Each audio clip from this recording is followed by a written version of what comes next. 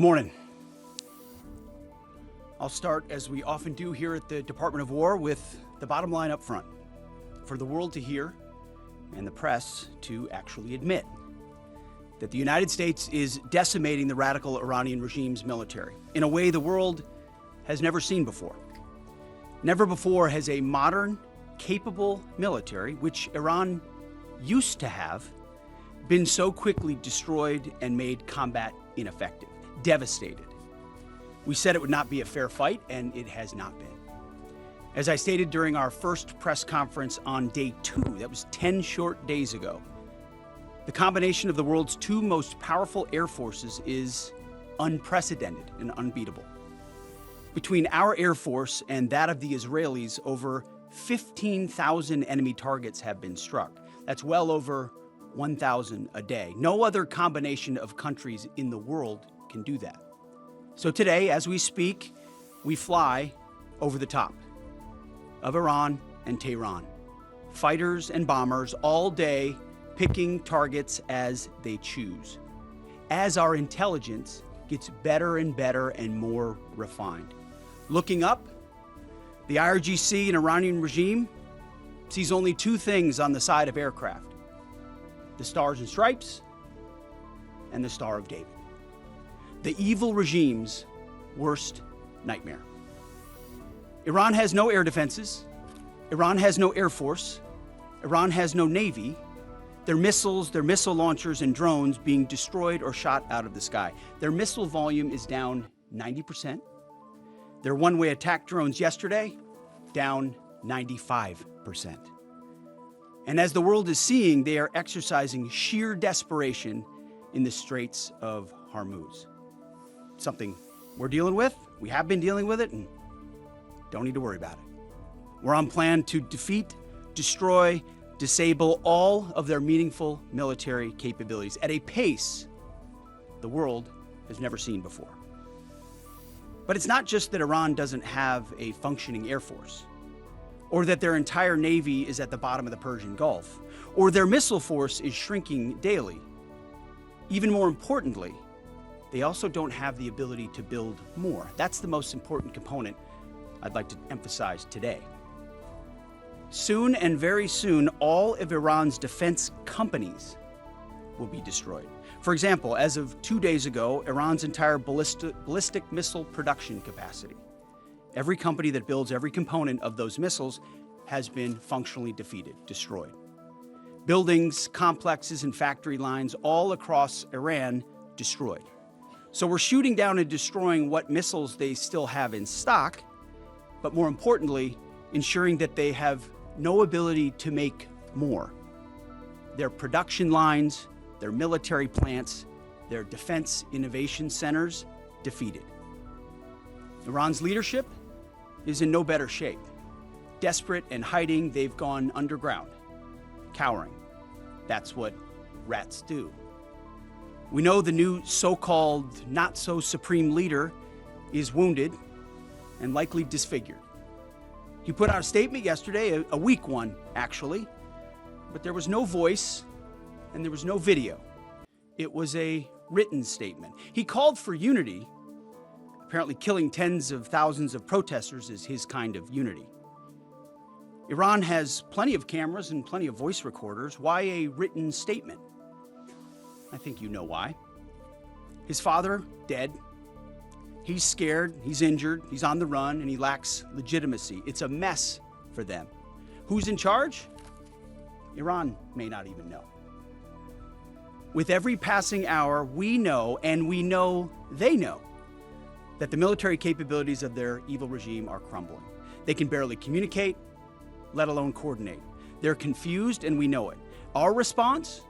We will keep pressing, we will keep pushing, keep advancing, no quarter, no mercy for our enemies.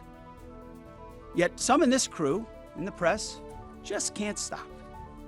Allow me to make a few suggestions. People look up at the TV and they see banners, they see headlines. I used to be in that business, and I know that everything is written intentionally.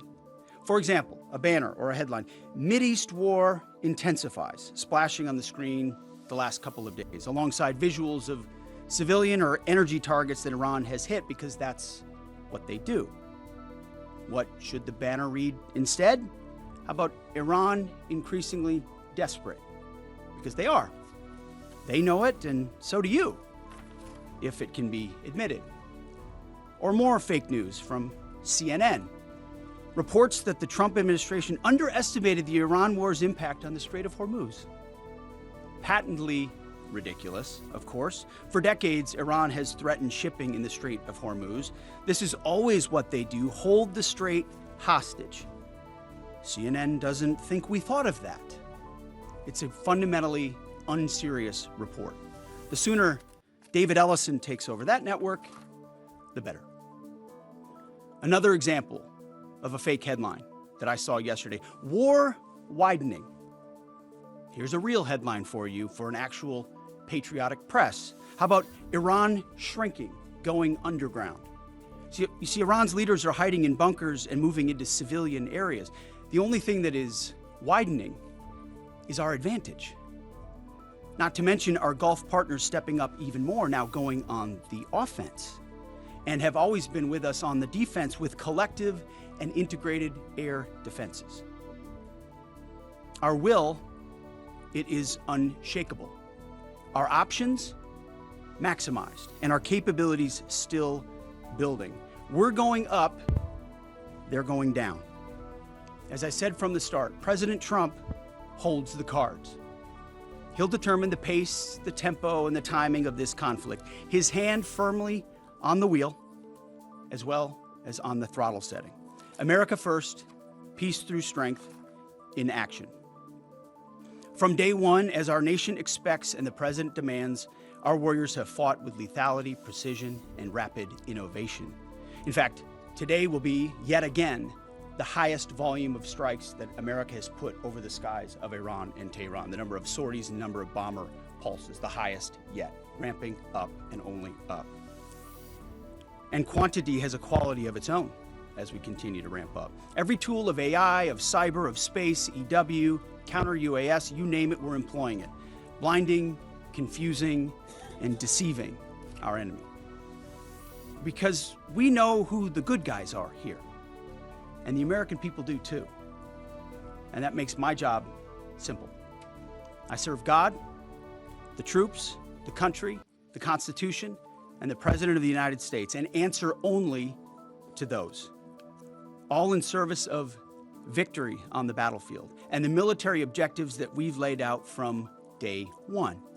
Defeat the missiles, missile launchers, and defense industrial base, which I laid out today. Defeat the Navy and deny Iran the ability to have a nuclear weapon. Clear, decisive, achievable. And Admiral Cooper knows, the CENTCOM commander who we spent a couple of hours with last night, that in pursuit of those objectives, we have his back in every way. His commanders know that, and so do the troops in harm's way. Admiral Cooper gets what he needs, the assets, the authorities, the munitions, you name it. We will stop at nothing to win. War is hell. War is chaos. And as we saw yesterday with the tragic crash of our KC-135 tanker, bad things can happen. American heroes, all of them. And as I have with all of them, as we have, we will greet those heroes at Dover, and their sacrifice will only recommit us to the resolve of this mission. But war in this context and in pursuit of peace is necessary, which is why each day on bended knee we continue to appeal to heaven, to Almighty God's providence, to watch over and give special skill and confidence to our leaders and to our warriors. To those warriors who this nation prays for every single day, I hear from all of you out there who pray for them every day. Stay on bended knee and pray for them. I continue to say to them, Godspeed. May the Lord bless you and keep going. Mr. Chairman, over to you. Thank you, Mr. Secretary, and good morning, ladies and gentlemen, and thank you for joining us today. Before I start with an update, I also want to address the tragic loss of our KC-135 refueling aircraft yesterday.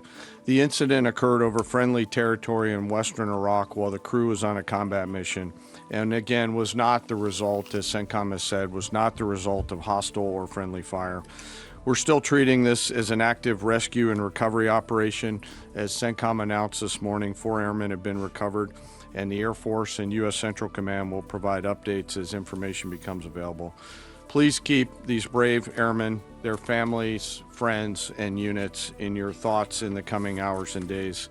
Our service members make an incredible sacrifice to go forward and do the things that the nation asks of them. It's a reminder of the true cost of the dedication and commitment of the Joint Force.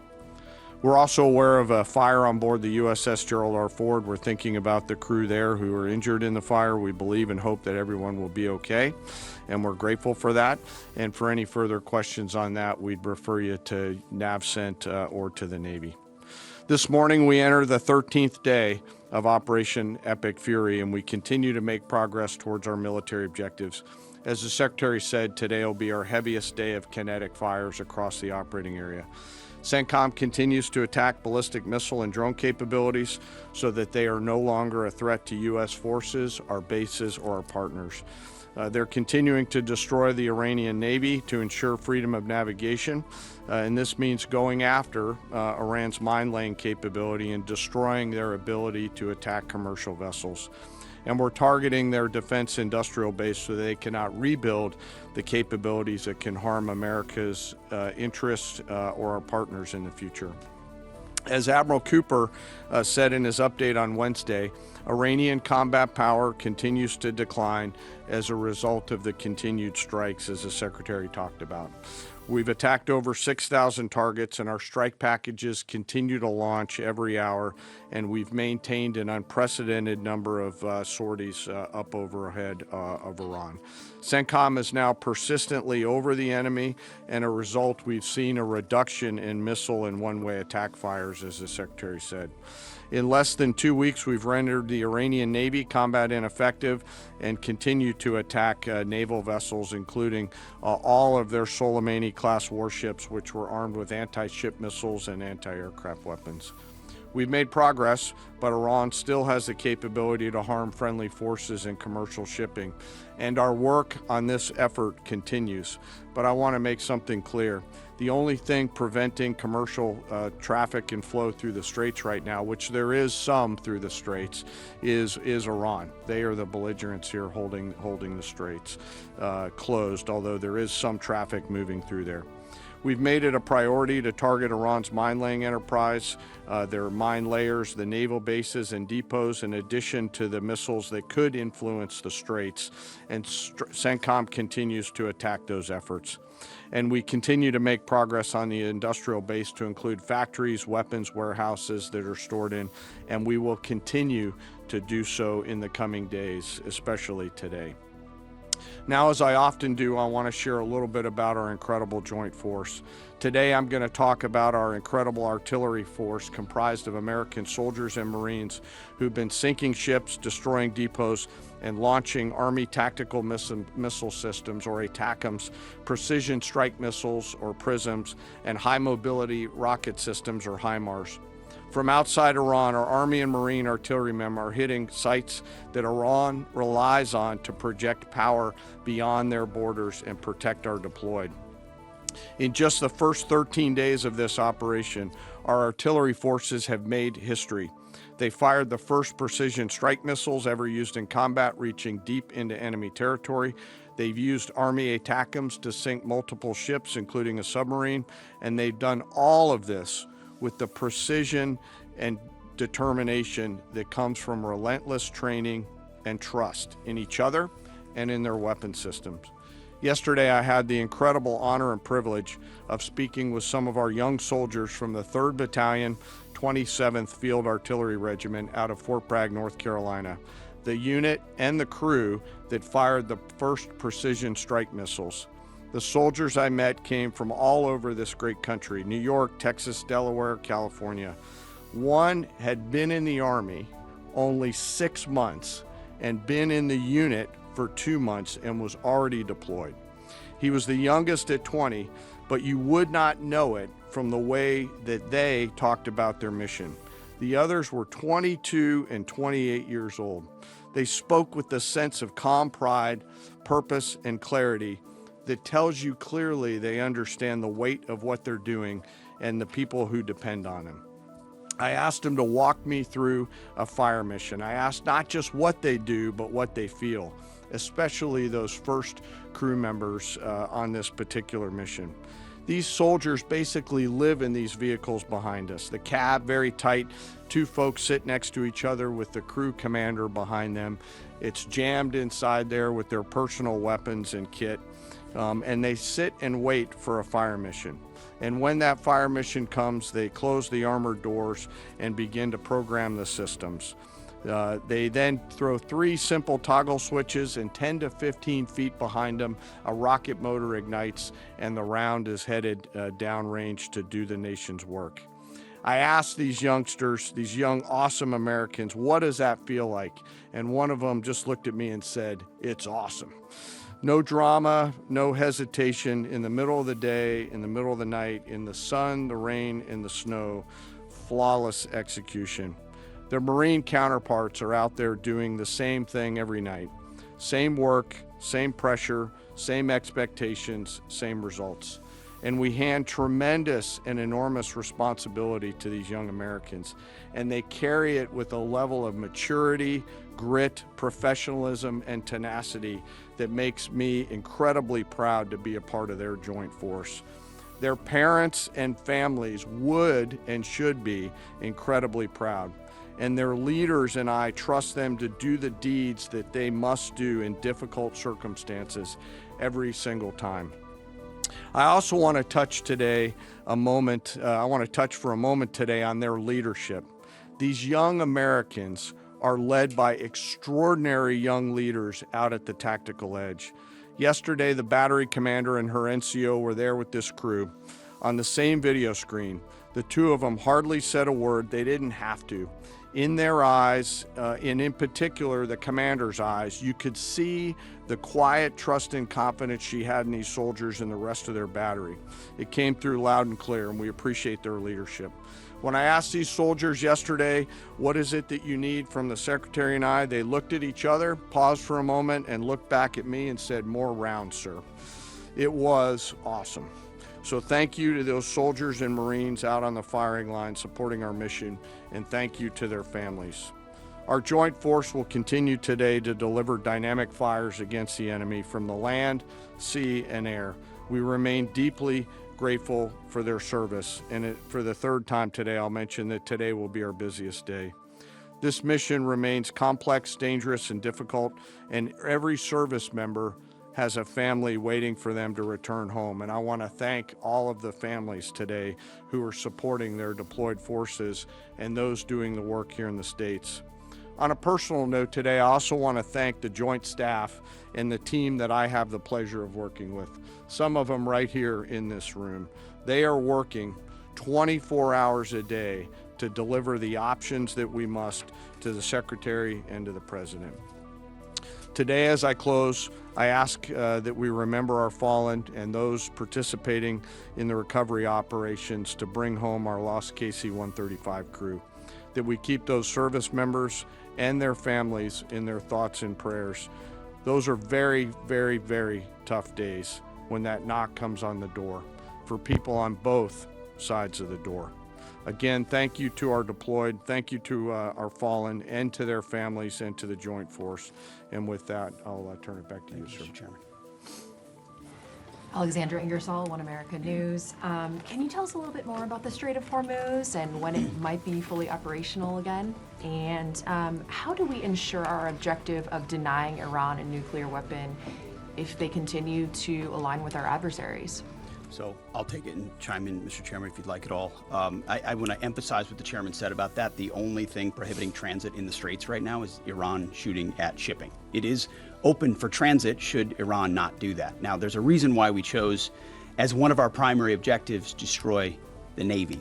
We understood the ability to interdict shipping is something Iran has done for 40 years. It's key terrain. They've used it as leverage. The world is seeing what they'll do to fight back in that context. And so we've heard them talk about taking various measures, and we're planning for all of them. So we have a plan for every option here. We're working with our interagency partners, and that's not a strait we're going to allow to remain contested or with a lack of flow of commercial goods. So we're aware of that. We're laser focused on our military objectives, but also want to make sure our partners across this government understand we're working with you to make sure that energy flows, and that's an important part.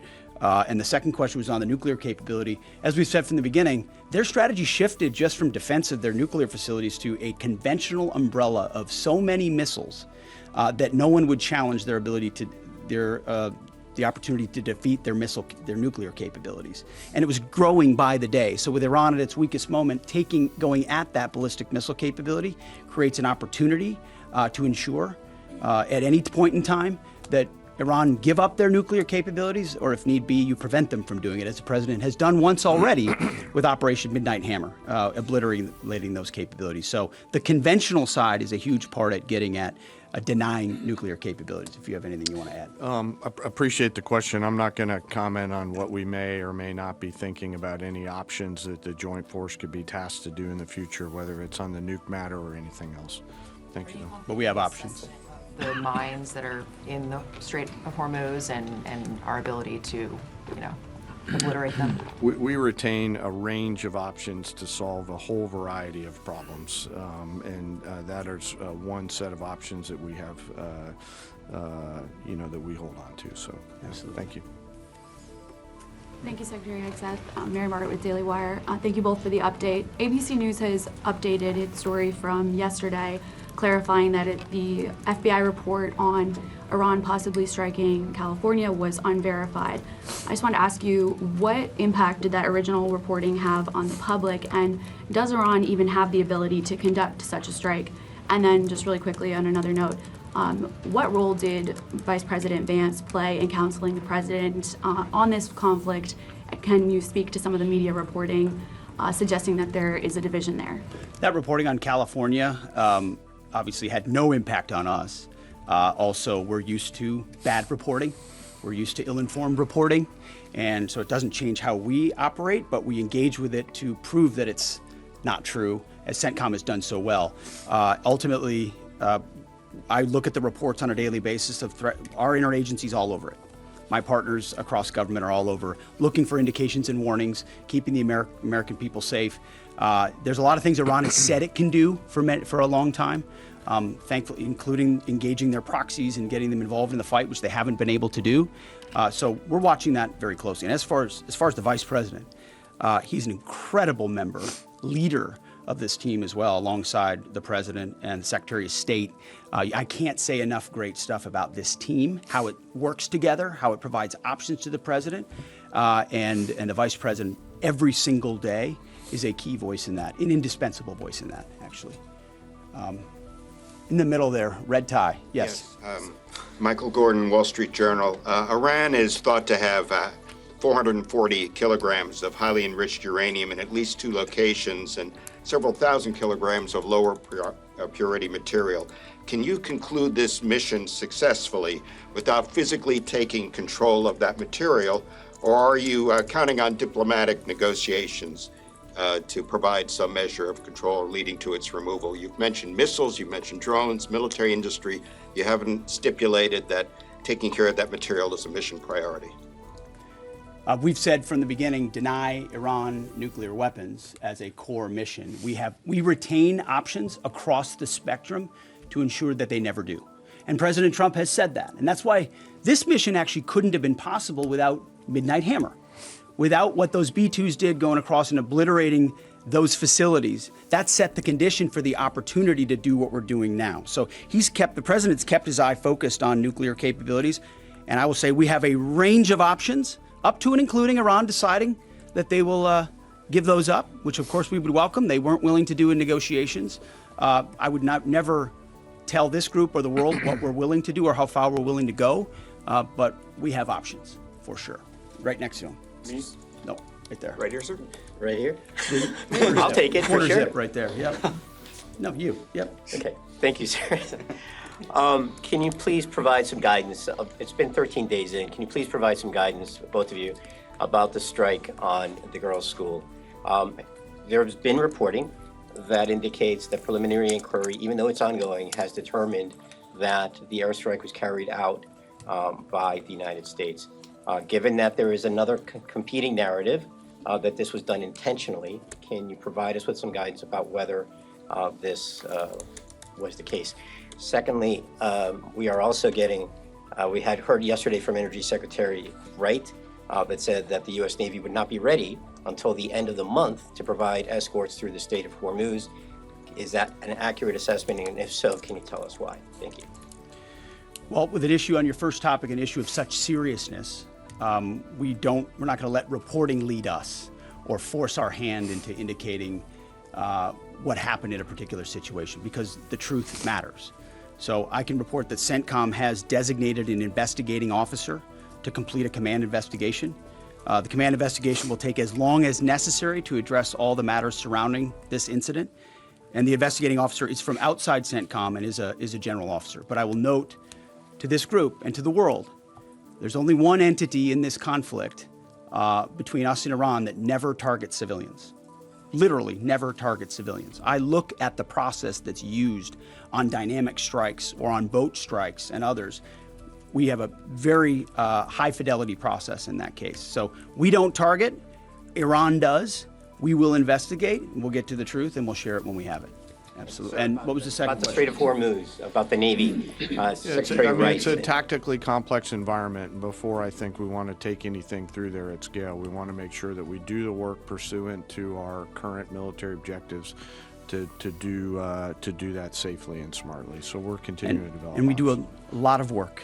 Yeah. And like I said, it is dynamic, but this is, I think, almost by 20% the largest day of strikes.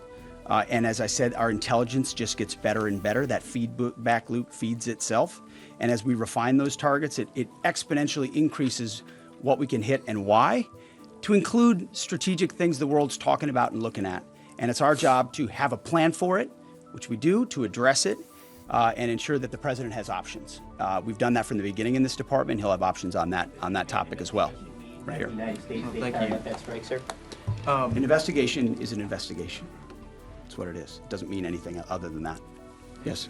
Ryan Morgan with the Epic Times. Regarding today's busy day of strikes, last week you guys discussed the progress of the air campaign to gain air superiority and to transition from these standoff weapons launched at range to more overhead strikes. Can you now say that these strikes today are going to rely entirely on stand-in over-the-top weapons, or are standoff range weapons still in play? It's a great question. I can say, based on the report I read this morning at 0600, only 1% of the munitions we're using today are standoff munitions. The rest are over-the-top, the types of which we have a plethora, which was our goal from the beginning. You use standoff, which are more exquisite. You transition to a much larger magazine depth, ensuring that you're preserving all the capabilities you have and your options across the force. Absolutely. Has Iran placed any mines Right since here, the war Lisa. started? Is Iran placing new mines? We've heard them talk about it, just like you've reported recklessly and wildly about it. But we have no clear evidence. We have no clear evidence of that. Thank you, Right sir. here. Mr. Secretary, given everything the U.S. have accomplished in the last 24 hours, as of today, how do you define success in this military option? And has that definition changed from day one? And also regarding Iran government telling countries hosting U.S. American bases that they could face attacks, what is the Pentagon doing about that? First question is, what is the objective? How do you define success as of today? Yeah, I mean, we define success, again, 13 days in, by reaching the military objectives that we've laid out. Launchers, missile launchers, defense industrial base, their Navy, the ability to project power in the naval sense, leading toward denying them to get a nuclear weapon. And we've got internal metrics that look at that we represent to the president, who then can decide how long he'd like to continue in pursuit of those military objectives. So that hasn't changed. There's a lot of things a lot of people talk about. what they want us to do or what we should do or what we should stay focused on. And again, I've addressed this before, and I think it's worth saying again, mission creep or expansive missions or prolonged timelines or democracy building or nation building, you name it, has not been part of what President Trump wants us to be involved in. We're solving for something here, this particular mission set, but also recognizing this country's conditioned to previous leaders, whether it's George W. Bush or Barack Obama or Joe Biden, who had these expansive, nebulous mission sets that kept changing all the time. And so the timeline kept moving, and we kept pouring more troops in and on the ground. And then pretty soon everyone wonders, like I did in Afghanistan in 2012, what's our mission here? I'm not clear what it is. We're taking the opposite approach here and saying we've defined these objectives, we're pursuing those objectives. The president has his hand on the throttle and will decide ultimately when they've been reached that serve the purposes of the United States of America, American interests first. And regarding the threats of 1-3 Yeah, right here. Thank you, Secretary Hegseth. Polls show over 80% of Republicans support the president's military action in Iran, but there's some consternation in parts of the party, particularly from your fellow Fox News alum, Tucker Carlson. He called the war disgusting and evil, and then said of unconditional surrender, which the president has called for, means foreign troops get to rape your wives and daughters. Have you heard these comments, and what's your reaction to them? We're busy executing on behalf of great patriotic Americans with a clear mission that's 47 years overdue, and we're going to execute on that regardless of what people say about it. Yeah, right here. Secretary, you have said that the U.S. military has essentially aerial superiority, naval superiority over Iran, yet we're not escorting ships through the Strait of Hormuz. Why? How did you not plan for this? We planned for it. We recognize it. Because ultimately we want to do it sequentially in a way that makes the most sense for what we want to achieve and ensure that we're sending the right signals to the world when we do so. So when Chris Wright speaks or we speak, it's based on a full assessment of what we're up against, what we want to say to the world, how that we want them to see and understand the conflict. It's like this whole idea of the war widening. That's what the press wants to make it look like it's widening and chaos is ensuing.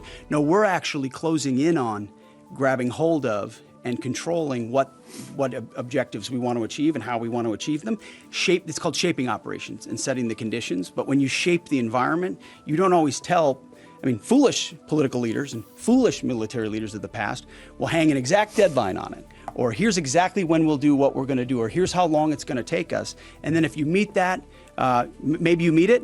But if you don't, you fail. And if you're far beyond, we know exactly what we're shaping and why. We're sending those signals working across the interagency. The Strait of Hormuz is something we've paid attention to from the beginning. And the American people can rest assured we will ensure that our interests are advanced, no doubt. Yeah, right there, green jacket. Mike Bress with the Washington Examiner. How many American casualties have there been, and where were the American service members when they were injured? I mean, it's a bunch of return to duty. So we've had the large majority have gone in for some medical treatment and return to duty. We've had in Kuwait, Jordan, down across the southern flank a little bit, a variety of places, most from one-way attack strikes. But I want to clarify that. I think what we've tried to do here is clarify Saudi those numbers yeah. rather than saying KIA or WIA wounded. Be more clear about that because the overwhelming majority, almost 90%, thank God, are returned to duty. Minor injuries returned to duty, and so that number can look a certain way, and our job is to add some fidelity to it. Absolutely, right here. Yeah.